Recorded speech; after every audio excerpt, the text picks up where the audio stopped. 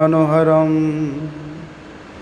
गुरवे गौरचन्द्राय राधिकाय तदालये कृष्णाय कृष्णभक्ताय तद्भक्ताय नमो नमः। वाञ्छाकल्पतरुर्भ्यश्च कृपा सिन्धुभ्यैव च पतितानां पावनेभ्यो वैष्णवेभ्यो नमो नमः। पतित पावन परम करुणामय परम आराध्यतम गुरुपाद पद्म नित्यलीला प्रविष्टम विष्णुपाद परमहंस परिव्राजकाचार्य अष्टोत्तर शत श्री श्रीमद् शिल भक्ति वल्लभ तीर्थ गोस्वामी गुरु महाराज जी के अभय चरण कमल में अनंत कोटि साष्टांग दंडवत प्रणाम करते हुए उनकी अहेतु की कृपा प्रार्थना करता हूँ।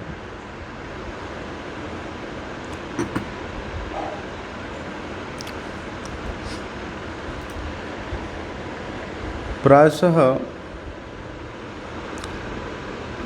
जितने भी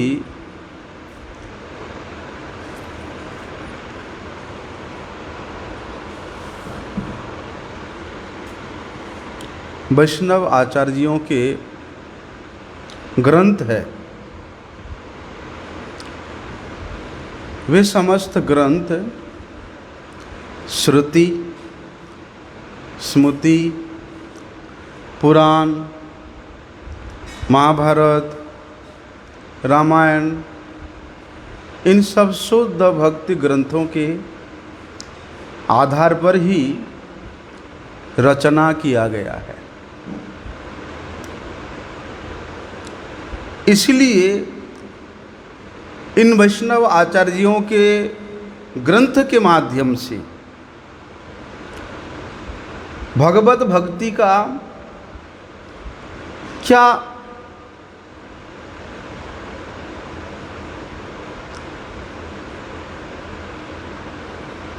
भगवत भक्ति का क्या महिमा है हम लोग जान पाते हैं, क्योंकि वैष्णव आचार्यों के ग्रंथ के माध्यम से ही बद्ध जीव शुद्ध भक्ति का अनुष्ठान करके भगवत कृपा प्राप्त करता है। इसलिए इन सब ग्रंथों में विशेष रूप से भगवत भक्ति का प्रचुर महात्म्य वर्णन हुआ है, वो सब देखने को मिलता है। इसलिए जब तक शुद्ध भक्ति का क्या स्वरूप है उसको हम लोग नहीं जानेंगे, तब तक यथार्थ रूप में हम लोग भक्ति साधन नहीं कर सकते हैं।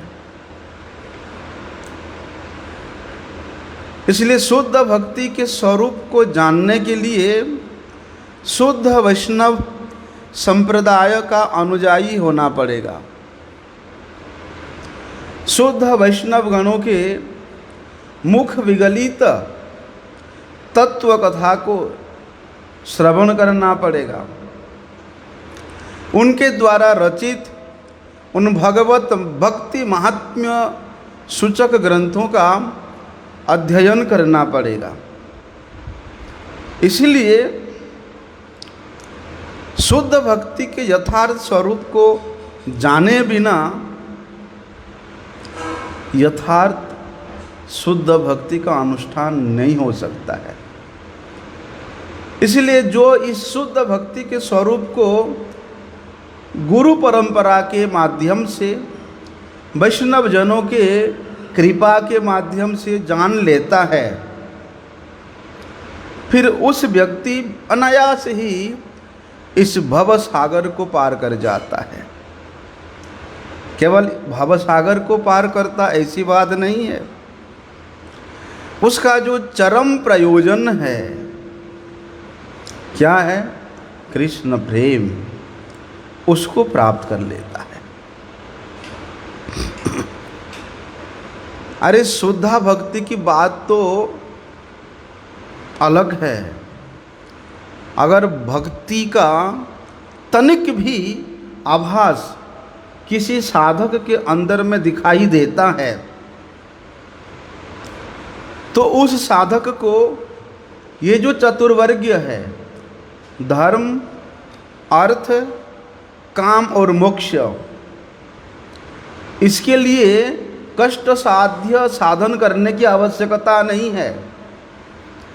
भक्ति की तनिक भी आभास अगर किसी साधक के अंदर में है तो उसको ये अर्थ, धर्म, काम, मोक्ष ये अनायास प्राप्त हो जाता है। इसलिए प्रायशः देखा जाता है कि जिस व्यक्ति को शुद्ध भक्ति के स्वरूप का ज्ञान नहीं होता है अथवा भक्ति के इस अनंत महिमा को नहीं सुना है, नहीं जाना है, वो व्यक्ति इस तीन का स्वरूप धर्म, अर्थ, काम के पीछे भागता रहता है। लेकिन जो जानता है, अरे भगवान का सेवा करने से, भगवत भक्ति करने से ये सब चातुर्वर्गीय ये अनायास प्राप्त हो जाता है, तो वे व्यक्ति निश्चित रूप से भगवत भक्ति के प्रति ही आकृष्ट होता है। शुद्ध भक्ति के स्वरूप को नहीं जानने के कारण क्या करता है कि संसार के भोग विलास के प्रति, कनक कामनी प्रतिष्ठा के प्रति लोलुप होकर के वो कपट आचरण करने वाले जो कपटी भक्त है उनके फेर में पड़ जाता है और कपट भक्ति का याजन करने के कारण भक्ति, शुद्ध भक्ति के विरोधी भावों को अपने हृदय में वो स्थान बना लेता है। शुद्ध भक्ति के विरोधी भावनाओं को वे व्यक्ति भक्ति मान करके क्या करता है, कभी निर्विशेषवादियों के संग में रह कर के मुक्ति कामना करता है, कभी कर्मियों के मध्य में रह करके वे भोग की इच्छा करता है। तो इस प्रकार शुद्ध भक्त और शुद्ध भक्ति के तत्वों से अनभिज्ञ होकर के वे व्यक्ति अपनी वास्तविक मंगल से वंचित हो जाता है। उसको यथार्थ भक्ति का जो फल है वो नहीं प्राप्त हो सकता है। इसीलिए परम करुणामय भक्ति रस के आचार्य श्री रूप गोस्वामी जी ने एक ग्रंथ रचना किया है, श्री भक्ति रसामृत सिंधु। उस ग्रंथ में उन्होंने अनेक प्रकार के शास्त्रों के प्रमाण को एकत्रित करके उन प्रमाणों के आधार पर शुद्ध भक्ति का जो यथार्थ स्वरूप है उसको उन्होंने वहाँ वर्णन किया है, निरूपण किया है। जो भगवत भक्त का संग नहीं करता है उसको हर चीज़ भक्ति लगता है। छल भक्ति भी उसके लिए भक्ति है, आभास भक्ति भी भक्ति है, प्रतिबिंब स्वरूप भक्ति भी भक्ति है, हैं? कर्म मिश्रा भक्ति भी भक्ति है, ज्ञान मिश्रा भक्ति भी भक्ति है, आरोप सिद्धा भक्ति भी भक्ति है। किसी कर्मी को पूछोगे क्या आप लोग भक्ति करते हो? हाँ हाँ बहुत भक्ति करते हैं। क्या करते हो? सुबह शाम जाकर ठाकुर जी को धूप चढ़ा देते हैं, होगा उनका भक्ति, उनका भक्ति हो गया। तो रूप गोस्वामी जी ने उस भक्ति रसामृत सिंधु ग्रंथ में शुद्ध भक्ति के यथार्थ स्वरूप का निरूपण तो किया ही है। ये जो छल भक्ति जितना है, आवास भक्ति, प्रतिबिंब भक्ति, हैं, कर्म मिश्रा भक्ति, ज्ञान मिश्रा भक्ति, ये सबके स्वरूप का भी उन्होंने विशेष रूप से वर्णन किया है। इसलिए भक्ति के क्षेत्र में अगर हम प्रवेश करना चाहते हैं, भक्ति के स्वरूप को वास्तविक रूप में हम लोग जानना चाहते हैं, तो रूप गोस्वामी जी के अनुगत्य में भक्ति रसामृत सिंधु ग्रंथ को हम लोगों को पढ़ना चाहिए, अध्ययन करना चाहिए।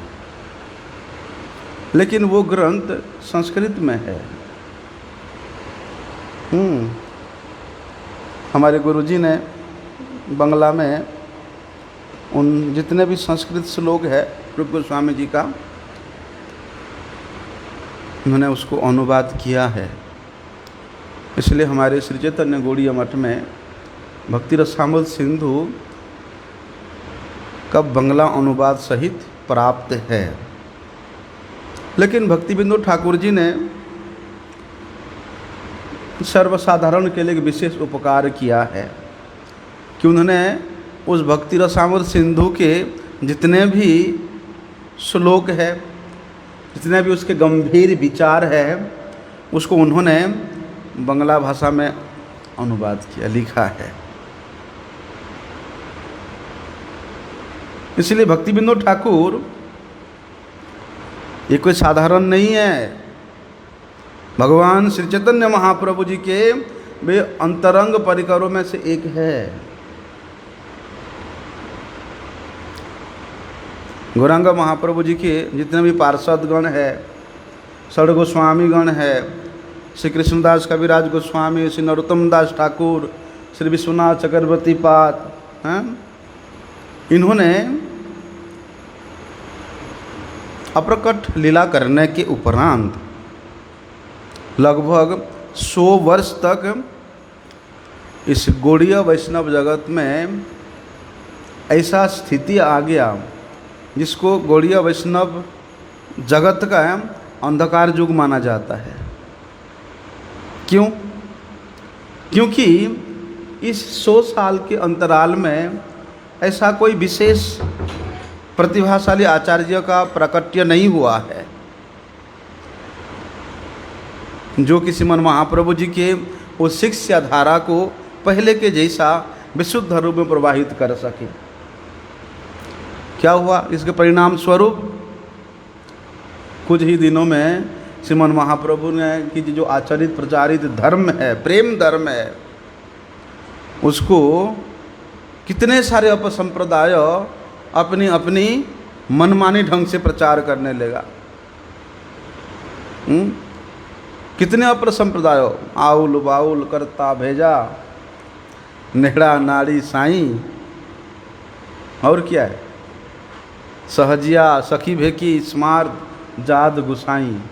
बोलते ये 100 साल के अंतराल में ये जितने भी अपसंप्रदाय हैं, ये लोग अपने अपने कल्पना में सकपोल कल्पित जितने भी जड़ कामना है, वासना है, उसको मूल में रख करके उन्होंने अपने अपने सुविधा के अनुसार, अपने भोग को प्राप्त भोग करने का प्रणाली के अनुसार उन्होंने श्रीमन महाप्रभु जी के जो शुद्ध प्रेम धर्म है उसको कुछ सिद्धांत के रूप में प्रचार करने लगे।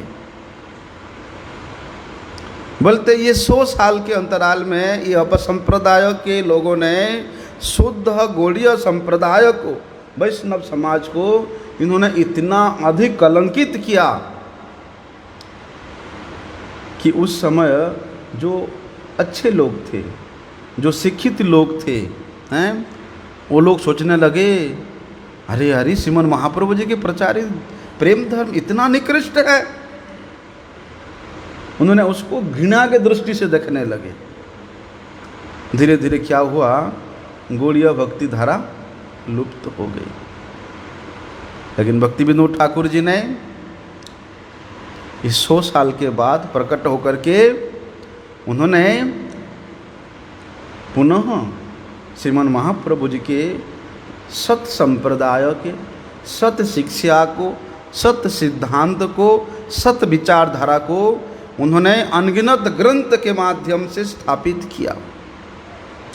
संस्कृत भाषा में ले लो, बंगला में ले लो, हिंदी में ले लो, अंग्रेजी में ले लो, अनेक भाषाओं में उन्होंने 100 से भी अधिक ही ग्रंथों का रचना कर डाला। और बोलते ये सारे ग्रंथ बोलती भक्ति, शुद्ध भक्ति तत्व को आधारित होकर के रचित हुआ था। बोलते ये अति अल्प समय में श्रील भक्ति विनोद ठाकुर जी ने क्या किया, जो लुप्त प्राय गौड़ीय गौरव है उसको उन्होंने पुनः प्रतिष्ठा किया। इसलिए भक्ति विनोद ठाकुर जी को क्या कहते हैं, जिस प्रकार से इस जगत का उद्धार करने के लिए, इस जगत के जीवों का कल्याण करने के लिए राजा भगीरथ कठोर तपस्या करके गंगा माता को इस धरती में प्रकट किया, बोलते ठीक उसी प्रकार भक्ति विनोद ठाकुर जी ने भी इस विश्व में उस भक्ति भागीरथी को पुनः प्रवाहित किया। इसलिए भक्ति विनोद ठाकुर जी के जो अवदान है, उस अवदान को गौड़ीय वैष्णव गण कभी भी परिशोध नहीं कर सकते। भक्ति विनोद ठाकुर जी के चरणों में बोलते गौड़ीय वैष्णव समाज चिर ऋणी है।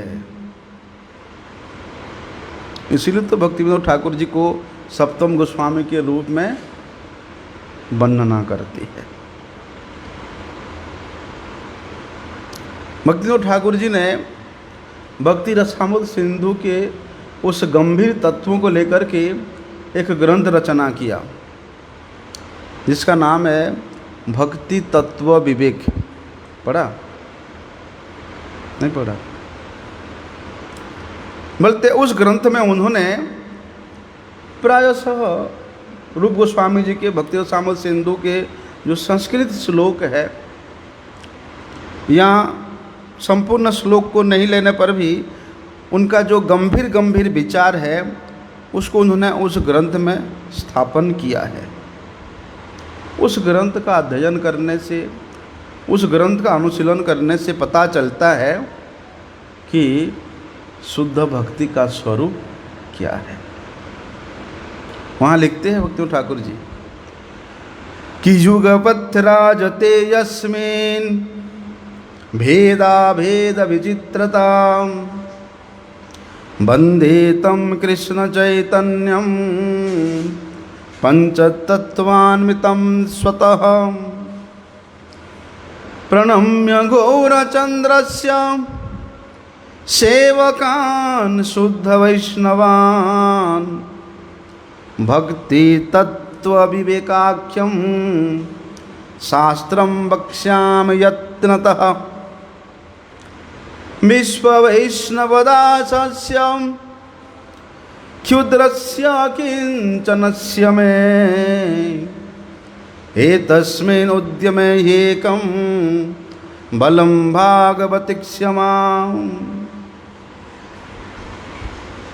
इसीलिए वहाँ पर भक्ति विनोद ठाकुर जी समस्त वैष्णव समाज को आदर के साथ संबोधन करते हुए कह रहे हैं, विश्व वैष्णव दासस्य, कि शुद्ध हरि भक्ति के तत्व को जान करके उस भक्ति तत्व को आस्वादन करना और आस्वादन करके बैठ नहीं जाना, उसको प्रचार करना, प्रसार करना, ये हमारा उद्देश्य होना चाहिए। इसलिए भक्ति तत्व के स्वरूप को जाने बिना, शुद्ध हरि भक्ति के रस का आस्वादन किए बिना, अनुभव किए बिना प्रचार प्रसार नहीं हो सकता। केवल ग्रंथ पढ़ करके संस्कृत में विद्वता प्राप्त करके कोई सोचेगा कि हम प्रचार करेगा, प्रसार करेगा, वो संभव नहीं है। भक्ति विनोद ठाकुर जी वहाँ वर्णन करते हैं कि सबसे पहले शुद्ध भक्ति के तत्व को जानना पड़ेगा। हरि भक्ति के जो रस है उसको आस्वादन करना पड़ेगा। वही आस्वादनीय तत्व ही प्रचार योग्य है। इसलिए सबसे पहले क्या करना चाहिए? शुद्ध हरि भक्ति का क्या स्वरूप है उसको जानना चाहिए। बोलते हैं कि इसमें दो लाभ होता है। क्या लाभ? एक तो भक्ति के बारे में हम लोग जो कुछ सिद्धांत कुमत को हमारे हृदय में स्थान दे के रखे हैं वो दूर होता है। विशुद्ध हरि भक्ति के स्वरूप को जान लेने से भक्ति के विषय में हमारा जो अज्ञान है वो दूर हो जाता है। कोई कहता है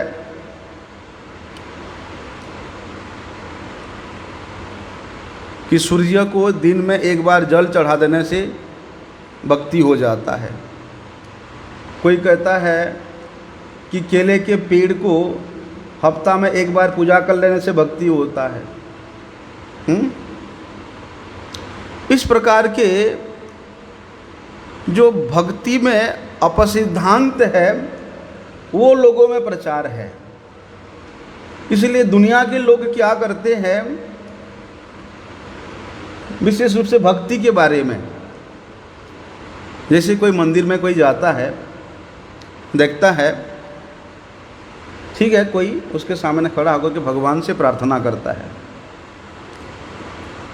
लेकिन वो व्यक्ति पीछे खड़े खड़े उसको नहीं आता है प्रार्थना करना, लेकिन वो सामने वाले के प्रार्थना को देख करके, उसके आचरण को देख करके वो पीछे खड़े खड़े उस प्रकार का करने का प्रयास करता है। धर्म के मामले में, भक्ति के मामले में, आध्यात्म के मामले में लोग प्रायशः एक दूसरे का अनुकरण करते हैं। क्यों करते हैं? चाहे वो सामने वाला वो भी नहीं जानता है, भक्ति तत्व को वो भी नहीं जानता है, वो भी अपने मनमानी ढंग से करता है जो करता है, लेकिन पीछे खड़े होने वाला वो तो बिल्कुल नहीं जानता। वो सोचता है वही शुद्ध भक्ति है, वो भी उसी प्रकार के करता है। जैसे कोई स्त्री भगवान को साष्टांग दंडवत प्रणाम करने के लिए शास्त्र मना किया है। स्त्रियों का झुंड आया, उसमें से एक माता अगर दंडवत प्रणाम किया सीधे लेट करके, तो वो मुखिया अगर दंडवत प्रणाम किया तो उसके साथ जितने भी आए हैं सब लेट कर दंडवत प्रणाम करेंगे। सोचते हैं मुखिया है, वो बहुत कुछ जानती है ना। तो भक्ति के बारे में ये जो अज्ञानता है वो कब दूर होता है? जब शुद्ध भक्ति के स्वरूप को हम लोग जान लेते हैं। एक तो ये है। दूसरा ये है कि शुद्ध भक्ति का आस्वादन होता है। किस प्रकार से? अमिश्र भाव से दूर होकर के। मिश्र भक्ति है, ज्ञान मिश्रा भक्ति है, कर्म मिश्रा भक्ति है, तो ये मिश्र भक्ति का अज्ञानता दूर होकर के वो अमिश्र भाव से अर्थात शुद्ध भाव से उस शुद्ध भक्ति को आस्वादन करता है। जो शुद्ध भक्ति का आस्वादन करता है उसका जीवन तो भैया फिर सार्थक ही है। भक्ति के नाम में जितने भी अर्वाचीन मतवाद चलता है, मिलावटी मतवाद चलता है, उसी से तो रक्षा हो जाता है, हैं? अगर हम लोग श्री गुरु महाराज के चरणों के शरणागत नहीं होते, श्री चैतन्य गौड़िया मठ के आश्रित नहीं होते, तो श्रीमन महाप्रभु जी के आचरित प्रचारित जो शुद्ध भक्ति है उसको हम लोग कहाँ जान पाते। अगर रूप गोस्वामी संसार में नहीं आते, रूप गोस्वामी अगर प्रकट नहीं होते, तो ये भक्ति के तत्व के दरवाजा को कौन खोलता। इसलिए भक्ति तत्व के दरवाजा का जो चाबी काठी है वो श्रील गुरुदेव के पास है। गुरु जी का कृपा ही वो चाबी है। इसलिए गुरु अनुगत्य के बिना वो वहाँ प्रवेश करने का अधिकार नहीं मिलता है। गुरुदेव फिर उसके लिए वो नहीं खोलते हैं वो दरवाजा। इसलिए रूप गोस्वामी हमारे मूल गुरु हैं। इसलिए जितने भी वैष्णव गण हैं, गौड़ीय वैष्णव समाज, उनको क्या कहते हैं? रूपानुग, रूप गोस्वामी जी के अनुगत। जब तक उनके अनुगत नहीं होंगे तब तक शुद्ध भक्ति के स्वरूप को समझना असंभव है। दुर्भाग्यवशत क्या होता है, आजकल संसार में तो यही प्रचार है, भक्ति के नाम पर कितने कुछ अपव्यवहार होता है, असद आचरण होता है।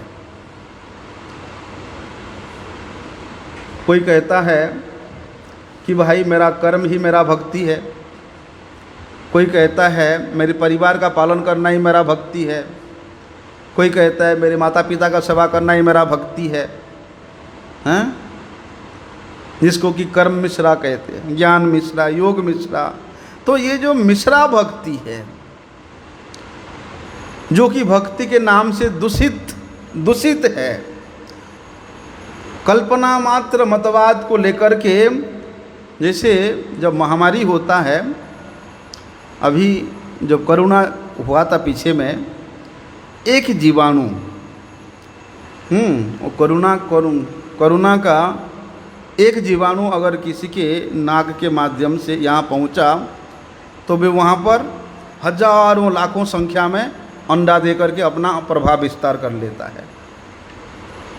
बोलते ठीक उसी प्रकार ये जो अनेक प्रकार के दूषित कल्पित मतवाद है, भक्ति के नाम से जो मतवाद है, ये भी महामारी के कीटाणुओं के भांति दिमाग में घुस जाता है और वो सर्वत्र व्याप्त हो जाता है।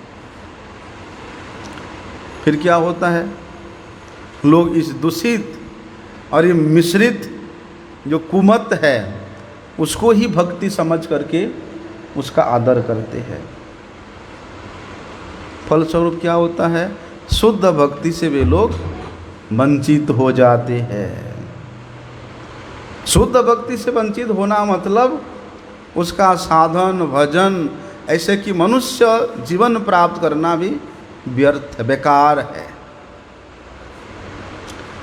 इसलिए ये जो दूषित मतवाद है, ये जो मिश्रित मतवाद है, ये शुद्ध भक्ति अनुष्ठान करने वाले साधक का सबसे बड़ा शत्रु है। कुछ लोग कहते हैं ना, अरे भक्ति के नाम से कुछ भी नहीं है, हैं? कहते हैं ना लोग, भक्ति बोल के कोई वस्तु है ही नहीं, वो तो कल्पना है। भगवान को वो लोग एक कल्पना मात्र मानते हैं, भगवान कोई है ही नहीं। मनुष्य कल्पना करके भगवान बना लिया है। इस प्रकार कुछ लोग सकते हैं।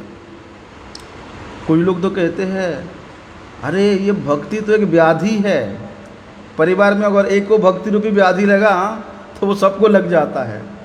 समाज में एक परिवार अगर भक्ति व्याधि में दूषित है तो वो समाज को दूषित कर देगा। देखो ना, श्रीवास पंडित जी हैं, उस गांव में रह करके शुद्ध भक्ति का अनुष्ठान करते थे, लेकिन वहाँ जो कर्म ज्ञान भोग हैं इसके प्रति आकृष्ट होने वाले व्यक्ति थे, वो लोग विरोध करते थे।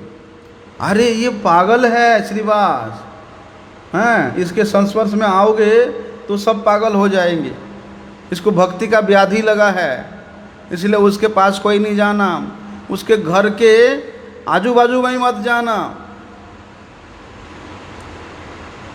ऐसे सोचते हैं वो लोग और कहते हैं इसीलिए ये भक्ति करके हमारा किसी प्रकार का कोई लाभ होने वाला नहीं है। लेकिन एक बात सुनने वाली समझने वाली है, जो लोग ऐसा सोचते हैं भक्ति नहीं है, भगवान नहीं है, भक्ति व्याधि है, ये सब बेकार है, इससे कुछ लाभ नहीं है, इस प्रकार कहने वाला व्यक्ति भजन करने वाला व्यक्ति का अधिक अनिष्ट नहीं कर सकता है, अधिक अनिष्ट नहीं कर पाते। क्यों नहीं कर पाते? क्योंकि जो व्यक्ति इस प्रकार भक्ति विरोधी बातें करता है, भक्ति विरोधी आचरण करता है, उसको तो हम लोग समझ लेते, जान लेते हैं कि ये भक्ति विरोधी व्यक्ति है, मतलब वो पहचान में आ जाता है। पहचान में आने के कारण उसके संग से फिर भक्ति अनुष्ठान करने वाला व्यक्ति दूर हो जाता है, उससे अपने आप को दूरी बना लेता है। लेकिन कुछ लोग ऐसे हैं, भक्ति को, भगवत भक्ति को वे सर्वोत्तम धर्म के रूप में मानते हैं, जानते हैं और लोगों को सिखाते भी हैं, लेकिन वे शुद्ध भक्ति का आचरण नहीं करते हैं। जानते हैं भगवान का भक्ति करना सबसे श्रेष्ठ धर्म है, लेकिन वे खुद उसका आचरण नहीं करेंगे। दुनिया को सिखाने जाएंगे लेकिन खुद आचरण नहीं करेंगे। बोलते हैं जो व्यक्ति आचरण विहीन हो करके दूसरे को आचरण सिखाने के लिए जाता है, उसके द्वारा शिक्षा प्राप्त किया व्यक्ति कभी भी शुद्ध भक्ति का आचरण नहीं कर सकता है। इसलिए क्या कहते शास्त्र, आपने आचार्य धर्म सिखामु सवारे। जब तक स्वयं आचरण नहीं करोगे तब तक उसको आप दूसरे को शिक्षा नहीं दे सकते हो। उस शिक्षा से कोई विशेष लाभ भी होने वाला नहीं है। भाई जो व्यक्ति आचरण नहीं करता वो शुद्ध भक्ति, शुद्ध सिद्धांत के विपरीत शिक्षा देता है। ऊपर ऊपर से कहता है हाँ शुद्ध भक्ति श्रेष्ठ है, श्रेष्ठ है। बोलते ऐसे जो लोग हैं वो लोग हमारा ज़्यादा अमंगल करते हैं, वे हमारा ज़्यादा अहित करते हैं। भक्ति के नाम पर जो लोग इस प्रकार के जो विपरीत भक्ति विरोधी तत्व का शिक्षा देते हैं, उनका संग करने से क्या होगा? भगवत भक्ति के मार्ग पर नहीं जा कर के भगवत भक्ति से विच्युत हो जाएंगे, उसके विपरीत मार्ग पर ला कर के भी आपको खड़ा कर देंगे।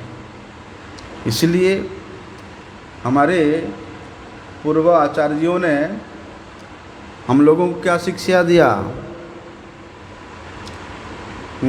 शुद्ध भक्त चरण रेणु भजन अनुकूल, कि शुद्ध भक्ति के तत्व को जानने के लिए शुद्ध भक्तों के चरणों का अनुगत्य स्वीकार करना पड़ेगा। इसलिए हमारे पूर्वाचार्यों ने यत्न करके हम लोगों के कल्याण के लिए शुद्ध भक्ति का क्या स्वरूप है उसको प्रतिष्ठित किया है, उसको निर्णय किया है, जिससे कि हम लोग ये दूषित मतवाद से ये मिश्र मतों से अपने आप को रक्षा कर सकते हैं। वे हमारे आचार्य गणों ने हम लोगों को बार बार सावधान किया है, इसलिए उनके उपदेशों का, उनके इन लेखनियों का हम लोगों को अनुसरण करना चाहिए। एक नहीं, दो नहीं, बल्कि अनेक ग्रंथों का उन्होंने रचना किया। किस लिए रचना किया? हम लोगों को ये शिक्षा देने के लिए कि शुद्ध भक्ति क्या है, शुद्ध भक्ति का स्वरूप क्या है। बोलते उनमें से रूप गोस्वामी जी का ये जो भक्ति रसामृत सिंधु ग्रंथ है वो भैया विशेष है, अत्यंत उपादेय ग्रंथ है। रूप गोस्वामी जी ने वहाँ पर शुद्ध भक्ति के लक्षण को वर्णन करते हुए लिखा है, अन्याभिलाषिता शून्यम ज्ञान कर्माद्यनावृतम आनुकूल्येन कृष्णानुशीलनम भक्तिर उत्तमा। ये इतना अच्छा श्लोक है ना कि इसके एक एक शब्द को हम लोगों को श्रवण करना चाहिए। अन्याभिलाषिता शून्यम ज्ञान कर्मादि अनावृतम आनुकूल्येन कृष्णानुशीलनम भक्तिरुत्तमा। ये एक श्लोक में रूप गोस्वामी जी ने भक्ति के लक्षण को इतना स्पष्ट रूप से वर्णना किया है। अगर ये एक श्लोक के शब्द से शब्द को अगर हम लोग समझने का प्रयास करेंगे तब भक्ति का क्या लक्षण है वो हमारा समझ में आएगा, उसका क्या तात्पर्य है वो हम लोग जान पाएंगे। यहाँ क्या लिखा है? उत्तमा भक्ति आनुकूल्येन कृष्णानुशीलनम भक्तिर उत्तमा। मतलब भक्ति उत्तम है, उत्तमा भक्ति है। अगर रूप गोस्वामी जी ने वहाँ पर उत्तमा भक्ति के विषय में वर्णना किया है, इसका मतलब उसके विपरीत अधमा भक्ति भी हो सकता है, हैं? जब उत्तमा भक्ति लिखा है तो अधमा भक्ति भी हो सकती है। तो ये अधमा भक्ति है क्या या कुछ और है? कहते हैं उत्तमा भक्ति का तात्पर्य क्या है? हम लोग सुनते हैं कि भक्ति लता जिस समय पूर्ण होकर के, शुद्ध होकर के या निर्मल होकर के उस निर्मल और निर्मलता की अवस्था को प्राप्त करता है तो अब उसे शुद्ध भक्ति या उसको उत्तमा भक्ति कहते हैं। निर्मल जल का मतलब क्या है? कि उस जल में कुछ मिला ना हो। निर्मल जल मतलब शुद्ध जल ही होगा। उस जल में किसी प्रकार का कोई द्रव्य, कोई सेंट या कोई रंग फंग मिला नहीं होगा, तभी वो निर्मल जल होता है। अगर उस जल में आपने कुछ सेक डाल दिया या गुलबारी डाल दिया, हाँ, या चीनी डाल दिया या कुछ और डाल दिया तो उसको फिर निर्मल जल नहीं कह सकते। निर्मल जल मतलब अमिश्र जल, कुछ मिला नहीं होगा। ठीक उसी प्रकार उत्तमा भक्ति मतलब निर्मल भक्ति, अमिश्र भक्ति, केवला भक्ति, अकिंचना भक्ति का ही भक्ति को इंगित करता है, उसका ही बोध होता है। मतलब उस उत्तमा भक्ति में किसी प्रकार के कोई ज्ञान की, कर्म की कोई मिश्रण नहीं है।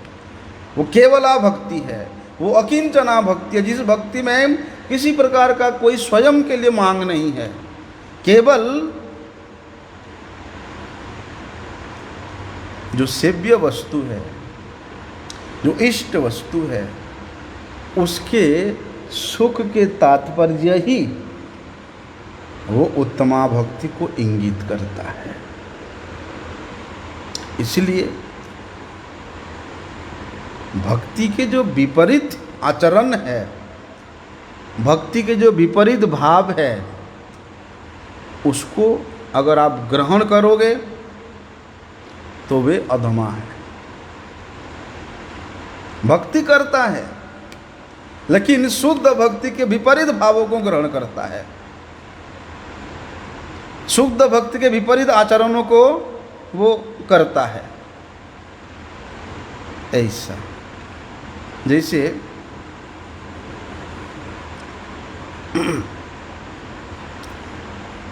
भक्ति के विपरीत भाव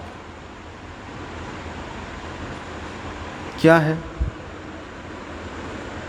हम लोगों ने श्री गुरुपाद पद्म से, वैष्णव गणों से यही शिक्षा मिला है कि भक्ति के अनुकूल भाव, मतलब एक साधारण सेवक के लिए मंगल मुहूर्त में जागना, नित्य कर्मादि समापन करके भगवान के मंगल आरत्रिक दर्शन करना, उसके बाद तुलसी परिक्रमा करना, मंदिर परिक्रमा करना, वैष्णव जनों के मुख से कीर्तन श्रवण करना, हरिकथा श्रवण करना, ठाकुर जी का सेवा करना, ये अनुकूल भाव है, अनुकूल आचरण है। इसके विपरीत आचरण 10 बजे तक सोते रहना, मठ में रह 10 बजे तक सोते रहना, कभी मंगल आरती में नहीं आना, कभी पाठ कीर्तन में नहीं बैठना, भगवत नाम चिंतन से रहित होकर के सेवा करना। भगवत नाम चिंतन रहित होकर के सेवा करोगे तो वो कर्म के अंदर हो जाता है। तो ये जो भक्ति के जो विपरीत भाव है, विपरीत आचरण है, वो कब वर्जन होगा, कब वर्जित होगा? जब वे भक्ति के अनुकूल आचरण में प्रतिष्ठित होकर के उसको करेगा, तब ये प्रतिकूल भाव वर्जित होगा। इसीलिए कहते हैं जो केवल भक्ति शब्द है, भक्ति शब्द का मतलब, भक्ति शब्द का व्यवहार करने का सीधे सीधे अर्थ होता है कि उत्तमा भक्ति का, शुद्ध भक्ति का, विशुद्ध भक्ति का। भक्ति भक्ति करता है मतलब भक्ति के अनुकूल आचरण करता है। भक्ति करता है मतलब गुरुपाद पद्म के दिए हुए उपदेश को भी अक्षरशः पालन करता है। भक्ति करता है मतलब वे भगवान के सेवा में अपने आप को नियोजित करता है। तो भक्ति शब्द का तात्पर्य यही है। अगर यही तात्पर्य है तो रूप गोस्वामी जी ने वहाँ पर जो भक्ति उत्तमा, उत्तमा शब्द प्रयोग किया, क्या वो आवश्यक नहीं था? क्या वो निष्प्रयोजन है? उस शब्द का, उस विशेषण का प्रयोग फिर क्यों किया? अगर आपको किसी ने एक गिलास जल दिया पीने को, हैं, तो प्रायशः किसी किसी के मन में इच्छा होता है पूछने का, क्या ये जल निर्मल जल है? क्या ये शुद्ध जल है? इस प्रकार इच्छा होता है। या आपने इस जल में कुछ मिलाया तो नहीं है, है ना? परंतु ठीक उसी प्रकार संसार में अधिकांश ये मिश्रा भक्ति को लक्ष्य करके हमारे आचार्यों ने उत्तमा भक्ति के लक्षण निरूपण करना उसको अत्यंत आवश्यक समझा। नहीं तो लोगों ने इस मिश्रा भक्ति को ही भक्ति के रूप में समझने लगेंगे। उस व्यक्ति ने जल तो दिया पीने के लिए, पीने के लिए जल तो दिया, लेकिन सामने वाला वे बुद्धिमान है, तभी तो वो पूछेगा क्या निर्मल जल है। अगर किसी को शुगर है और उसको चीनी घोल करके पानी पिला दिया तो उसका तो शुगर बढ़ जाएगा। इसलिए उस व्यक्ति को पूछना चाहिए कि भैया ये जल में कुछ मिलाया तो नहीं, चीनी वगैरह, निर्मल है ना।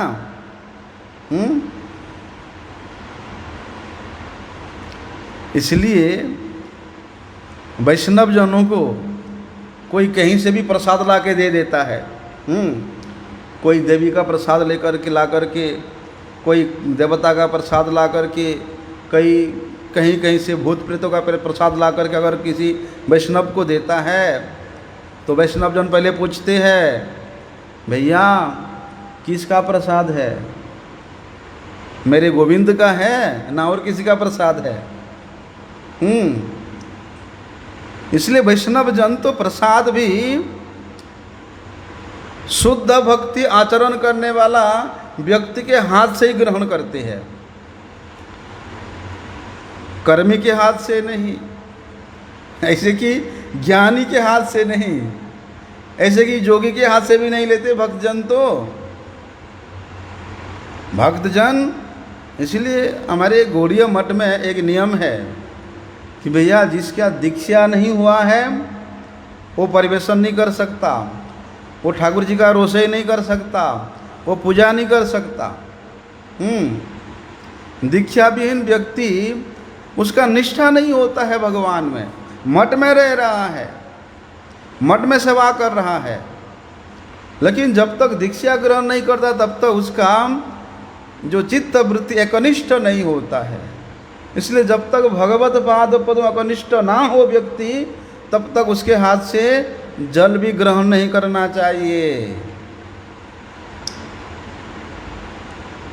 हमने देखा है आज से 20-25 साल पहले जब हम मठ में नया नया आया, हमको तो रोसई घर के अंदर भी घुसने नहीं देते थे। हमारे हाथ से कोई वैष्णव जल भी नहीं लेता था। हम अपने स्वयं का बात बोल रहे हैं। ऐसे कि हमने देखा, उस समय हम वृंदावन मठ में थे, बड़े मठ में कुछ ऐसे वैष्णव जन थे, अगर वो लोग जल भरे हैं, सप्लाई जल आता है, अपने घड़ा में जल भरे है, अगर बाई चांस अधिकृत व्यक्ति उस घड़ा को छू भी लेगा ना, तो भी वो जल को ढाल करके दूसरा पानी भर के लेते। इतना कड़ा नियम था। आजकल धीरे धीरे वो सब लुप्त होते जा रहा है। इसलिए रूप गोस्वामी जी ने वहाँ उत्तमा विशेषण का प्रयोग किया है। मिश्रा भक्ति को लक्ष्य करके, बोलते उत्तमा भक्ति का लक्षण निरूपण करने के लिए उन्होंने वहाँ उत्तम शब्द, उत्तमा शब्द व्यवहार किया है। और वास्तव में रूप गोस्वामी जी ने भक्ति रसामृत सिंधु में बोलते भक्ति का लक्षण को इतना सुंदर रूप से वर्णन किया है। हम लोग आजकल सिद्धांत के नाम से दूर भागते हैं, तत्व के नाम से दूर भागते हैं। अगर कोई चुटकुला बोले हैं तो वहाँ बड़े जम के सुनते हैं हम लोग हैं। अगर कोई कहानी बोले, बड़े जम के मन लगा के सुनते हैं। जैसे ही तत्व की बात आता है, सिद्धांत की बात आता है, तो मुंह में आवासी आने लगता है। हैं? वहाँ पर कबीराज गोस्वामी वर्णन किया है, सिद्धांत बोलिया चित्ते ना करो अलस। अगर सिद्धांत नहीं जानोगे, तत्व कथा को श्रवण नहीं करोगे, तब शुद्ध भक्ति के तत्व को कैसे जान सकते हो? रूप गोस्वामी जी ने वहाँ इतना स्पष्ट रूप से वर्णन किया है कि छल भक्ति क्या है, प्रतिबिंब भक्ति क्या है, छाया भक्ति क्या है, कर्म मिश्रा भक्ति क्या है, ज्ञान मिश्रा भक्ति क्या है, शुद्धा भक्ति। बोलते ये सब शुद्ध भक्ति नहीं है। बड़े सुंदर रूप से रूप में वर्णन किया है। इसलिए आप लोग अगर धीर स्थिर होकर के श्रवण करोगे, इस तत्व कथा को जानने का प्रयास करोगे, तो हम लोग श्रवण करेंगे, कल श्रवण करेंगे आगे का विषय। वांछा कल्पतरुभ्यश्च कृपा सिंधुभ्यैव च पतितानां पावनेभ्यो वैष्णवेभ्यो नमो नमः। श्याम सुंदर प्रभु जय।